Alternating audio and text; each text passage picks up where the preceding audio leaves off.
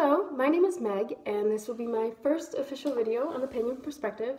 I'm so thrilled that I get to say those words. I've been waiting so long for this. Yeah, so I know just how many auditions there were this time around, so I'd just like to say thank you to the team for having chosen me. I feel very privileged to be able to be doing this and to be joining the team, to play my role on the team, and to contribute to the community as much as I can. So thank you so much. So let's get to it. So yes, my name is Meg, and I will soon be 32 years old, and I am coming to you from France. A little bit about my path. I can fall under quite a few labels, such as Green Witch, Kitchen Witch. I even recently discovered that there are some minimalist witches out there, which is rather funny and interesting. And because I'm a bit of a minimalist myself, I guess I can fall under that because I do apply it to my craft as well. I'm not very keen on having all these tools and things and such. So I work with what nature is giving me to work with. And yeah, so how long have I been pagan? Well, my whole life, actually. I've always been the odd one out, and I was even called the odd child growing up. I am one out of 5 children, but I grew up in a community where having 5 children was a small family. I grew up in the Adirondack Mountains in upstate New York, and I feel very blessed to have been able to live in such an environment, because whenever there was the slightest respite of freedom, I would run out into the mountains, and barefoot, of course, and just hug all the trees and talk to the earthworms and let the ants crawl over me, pick up the dirt and smell it, or dig my toes into the clay along the walls of the creeks, and I just loved it. It was just so vibrant for me. It was very much, that's what life was about for me growing up, and I lived for those moments. However, I was growing up in a predominantly Catholic community, and I must say there was a vast difference between the Catholicism that I grew up with in the United States and the Catholicism that I experienced here living in France. And I've lived in Paris and outside of Paris, so I can also compare between the urban and rural, sorry, sometimes my English slips away, differences between in the religious views as well. So yes, because I was the odd one out, my family had quite a bit of trouble in the religious community. But however, I was lucky enough to have parents that accepted me for who I was, and they encouraged my differences, and I never felt ashamed for who I was. I think my mom, she herself was a bit of a pagan, though she never used the term. And my father was kind of struggling between going about his pagan spiritual path, in that he is half Cherokee Indian, and he learned quite a bit from his mom and her ancestors and so on and so forth, as well as his father being Irish Hungarian Catholic, which was, he was the man of the house, so whatever religion he was, that was religion of the house, and so that was kind of embedded into my father's head, and so it's very hard for him to detach himself from it, even if he's not really so much of a Catholic, if you ask me. So yes, so that's kind of, in a nutshell, my upbringing. However, when I first started to hear the term pagan, it fascinated me, especially because it was a term that was being used as a derogatory for me. People were like, oh, she's pagan, and like, I don't even know what that is. And so I went into it and I started researching it, and then I realized, oh, they're right, I actually am. So that was quite fun. Like, thanks to all them for, they were trying to put me down, but actually they just helped me further my spiritual path. So there's that. I was around 11 or 12 years old.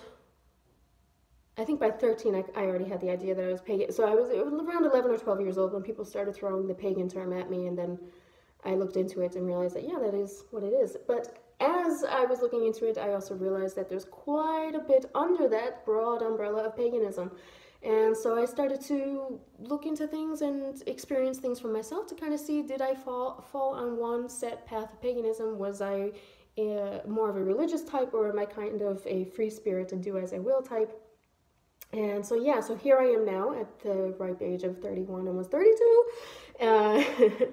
And I can honestly say now that yes, I am pagan, but a spiritual pagan, not so much a religious pagan, not at all a religious pagan, and that my path is my own path. I don't follow any specific set of rules or moral code or anything like that. So yeah, I'm also very crunchy, and my spirituality is not just a belief system, it's my way of life. Not in a preaching sort of way. I'm not at all telling anyone this is how you have to live because this is the eternal truth. It's not like that at all. It's just that I cannot do anything in my life if it doesn't have any what's the word I'm looking for? Any reason to it, any intention to it. If it does not bring any value to not just my life but to those around me, if I don't play my part in making the change in the world that I would like to see in the world, then for me, I can't do it. And so that's how my spirituality falls into my everyday life. It's not a separate thing at all. And that's why in my house, you're never going to find that one room that is sanctuary where you're going to find the altar and everything spiritual, and then outside of that room, it's just a regular old house. My entire house is my sanctuary. Anything could be an altar. Yeah, so that's how that goes. And yes, so to get more into the spiritual thing, just to put it in a nutshell, and I wrote it down to make sure I don't go off subject because I tend to digress quite a bit. And hopefully this makes sense. Sometimes my English really does slip away, so see, there it goes. So I apologize for any fumbling or anything like that with my words. So my spirituality is living this human experience fully to open myself to the flow, or the spiral as we call it on our path, or we could call it the source or the divine or the cosmos or cosmos. How is that supposed to be pronounced? I never know. Or life in general. So that I can channel my energies, align and channel my energies to feed this fundamental desire or urge for boundless expansion. And to know that I am not apart from nature, but that I am nature.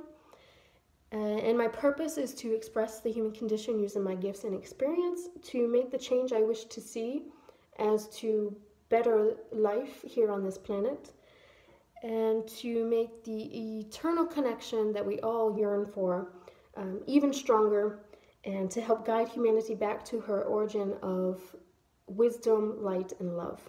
Now, I know that sounds like I should be wearing some heart-shaped glasses with feathers in my hair and swaying to a drum beat in Woodstock, but that is truly from the bottom of my heart what I feel with each and every day.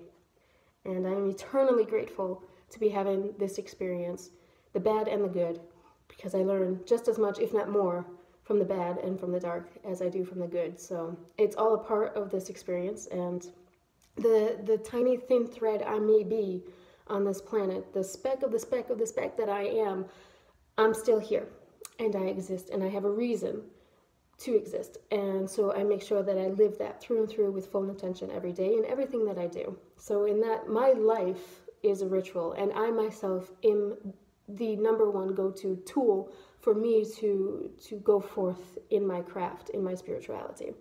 And even though we are all but a thread, together, banded together, and we become stronger, we become a rope, and together we can make the changes that we want to see in this world. So oh, my battery's going low, just click that off. So yeah, things that I use in my crafts, I use a lot of numerology and astrology, shocker. Tarot, Lenormand, I do a lot of candle magic or fire magic. I work a lot with the element of fire. I do life charts, the solar and lunar life charts, and I also use regular playing cards as well for making those charts. I draw a lot from the Native American, the Cherokee. My father's half Cherokee, so I draw a lot from the Cherokee traditions that were passed down to me. I draw a lot from my mom's side. There's a lot of Nordic and Swedish, more specifically, traditions. And I draw a lot from yoga, and yoga is not just a set of exercises, it's a real mind. It's not just physical. It's a very spiritual spirituality, if you will. I can't find the word that I'm looking for. Oh, that's so frustrating. And I apologize if I'm doing a lot of what I call Obama pauses, where I'm just but it happens. It happens. But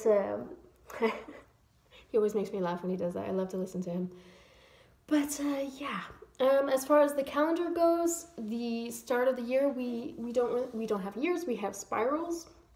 I guess you can call our spiral of the year more like a wheel of the year. You can see it the same way, but we don't have set days for the turn of seasons or for specific holidays, if you will. For us, it's all about that transformation, that transition, and then bringing on that transformation.